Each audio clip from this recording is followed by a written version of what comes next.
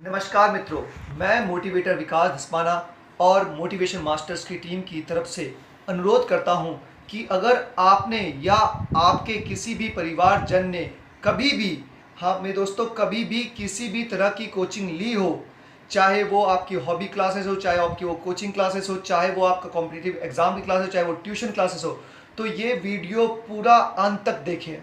हाँ मेरे दोस्तों, ये वीडियो पूरा अंत तक देखें। आज आप रोज ही कितने मनोरंजन वीडियो देखते होंगे, परंतु इस गंभीर विषय के लिए अपना बहुमूल्य समय दें।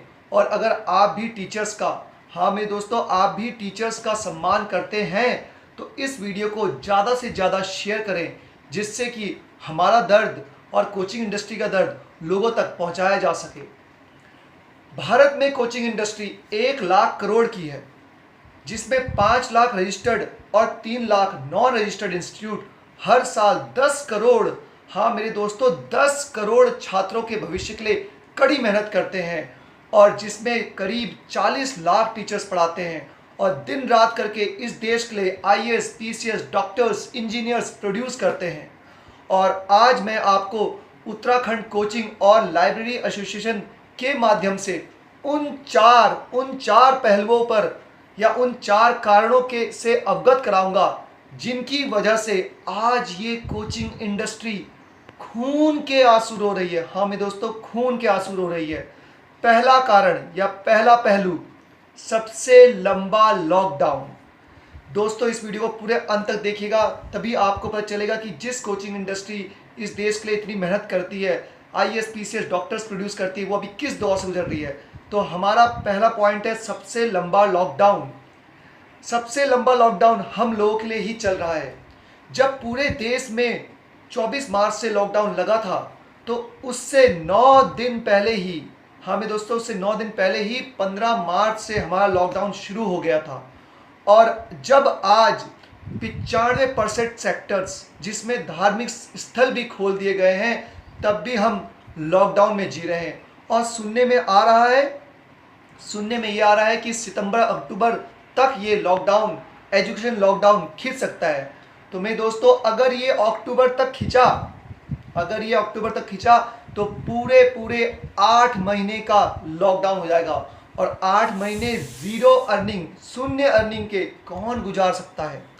इसलिए हमारी सरकार से मांग है कि हमें राहत पैकेज देने की और जल्द से जल्द कदम उठाए, वरना आने वाले समय में राशन पानी का इंतजाम करना भी असंभव हो जाएगा।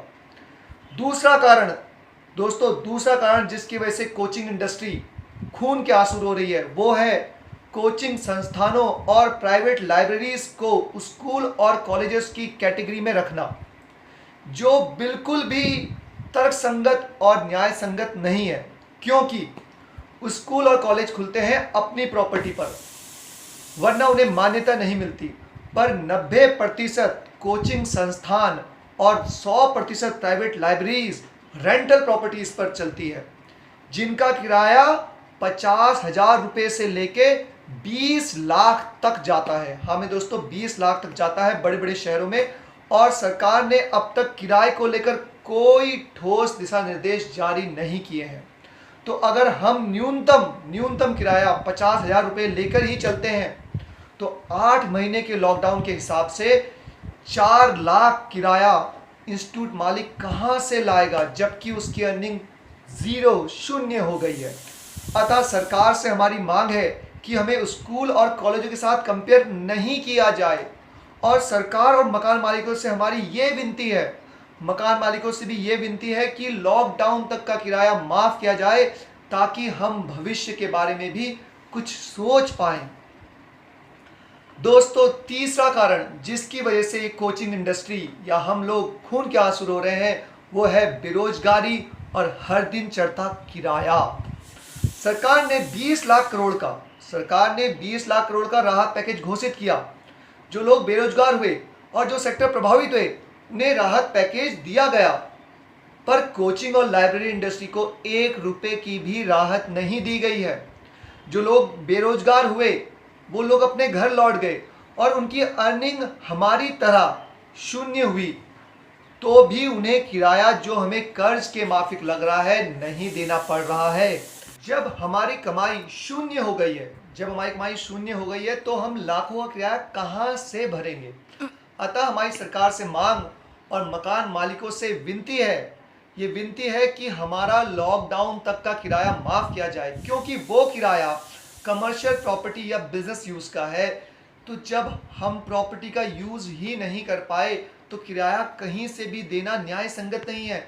जब हम उस प्रॉपर्टीज़ पे सरकार ने हमें घुसने से रोक दिया, जब उस पे हम बैठ तक नहीं पाए, तो कहाँ से किराया भरेंगे जब हमारी हमारी अर्निंग ही शून्य है। चौथा पॉइंट जिसकी वजह से कोचिंग इंडस्ट्री आने वाले समय में भी खून के आंसू रो सकती है, वो है विपत्तियों से भरा भविष्य। कोचिंग इंडस्ट्री का लॉकडाउन जब खुलेगा तो भी इंस्टीट्यूट्स के पास बच्चे अगले 6 महीने तक मात्र 10 से 15% ही होंगे, जिन्हें सोशल डिस्टेंसिंग के तहत बैठाना पड़ेगा। और कुछ इंस्टीट्यूट जैसे डिफेंस कोचिंग इंस्टीट्यूट, जिनके 95% बच्चे बाहर से आते हैं, बाहर प्रदेशों से आते हैं और प्रदेशों से आते हैं, और ज़्यादातर बच्चे 1 साल के लिए कोचिंग लेते हैं और अप्रैल या मई में ज्वाइन करते हैं, उनके पास तो पूरे साल के लिए बच्चे ही नहीं होंगे। ज़्यादातर कोचिंग इंस्टीट्यूट्स में बच्चे गर्मियों में आना शुरू करते हैं और बाकी जुलाई में ज्वाइन करते हैं और कम से कम 6 महीने तक कोचिंग लेते हैं, जिसकी संभावना अब ना के बराबर है। तो ऐसे में कोचिंग इंस्टीट्यूट जिनका किराया मकान मालिक मार्केट में आने वाले बच्चों से होने वाले प्रॉफिट के आधार पर और मार्केट को देखते हुए उसके आधार पर निर्धारित करते हैं, तभी तो जहाँ पर बच्चे ज़्यादा आते हैं वहाँ किराया ज़्यादा होता है और जहाँ बच्चे कम आते हैं वहाँ किराया कम होता है। आपने देखा होगा मेन मार्केट में जो कोचिंग इंस्टीट्यूट्स हैं उनका किराया लाखों में होता है और जो आउटर में है उनका बहुत कम होता है। तो जब मकान मालिक भी बच्चों को देखते हुए और मार्केट को देखते हुए किराया निर्धारित करते हैं, तो क्या उनका वही किराया लेना न्याय संगत और तर्कसंगत होगा? और जब हमारे पे 100% बच्चे आते हैं तो हम 100% किराया दे पाते हैं, पर अभी जब 15 से 20% ही आने की संभावना होगी तो कहीं से भी वो किराया लेना न्याय संगत होगा।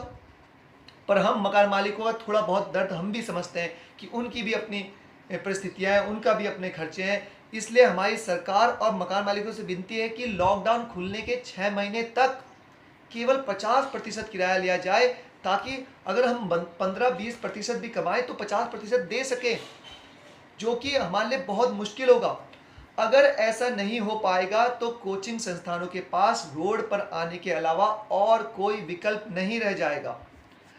अब आज लोग ये कह रहे हैं कि कोचिंग इंस्टीट्यूट्स वाले कोई और विकल्प ढूंढ सकते हैं, वो ये भी कर सकते हैं, ऑनलाइन भी कर सकते हैं, कोचिंग इंस्टीट्यूट बंद करके कोई और काम कर सकते हैं। पर आपसे मेरा एक प्रश्न है कि क्या जब आपका बच्चा बीमार हो जाता है, तो क्या आप उसे फेंक देते हैं और नया बच्चा को ढूंढते हैं या नया बच्चा ले लेते हैं? नहीं, आप उसको सही करने के प्रयास में होते हैं। कोचिंग इंडस्ट्री में हम स्वरोजगार कर रहे हैं, हमारे इंस्टीट्यूट्स कम से कम 10-10, 15-15, 20-20 सालों से चल रहे हैं और आज एक झटके में हम उसको कैसे बदल दें? तो मेरी दोस्तों आप लोगों से विनती है कि इस वीडियो को जितना ज़्यादा हो सके उतना शेयर करें, ताकि हमारा संदेश सरकार को, लोगों को और मकान मालिकों तक पहुंच सके और हमारा दर्द वो भी जान सके। आपको ये प्रयास हमारा कैसा लगा? प्लीज़ कमेंट बॉक्स में अपने विचार लिखिएगा, जिससे कि हमें भी पता चले आप हमें कितना समर्थन कर रहे हैं। और इस चैनल को सब्सक्राइब करके ये भी साबित कर दीजिएगा कि हम ऐसे वीडियोस जो बना रहे हैं उसको लोग देख रहे हैं और हमें समर्थन कर रहे हैं। तब तक मैं बस यही कहूँगा दोस्तों, please subscribe the channel, because it is very urgent. जो टीचर्स रात दिन लगा के लोगों का भविष्य बना रहे हैं, आज उन्हीं का भविष्य और वर्तमान खतरे में है और आज आप लोगों से हमें सहयोग की कामना है। धन्यवाद। जय हिंद, जय भारत।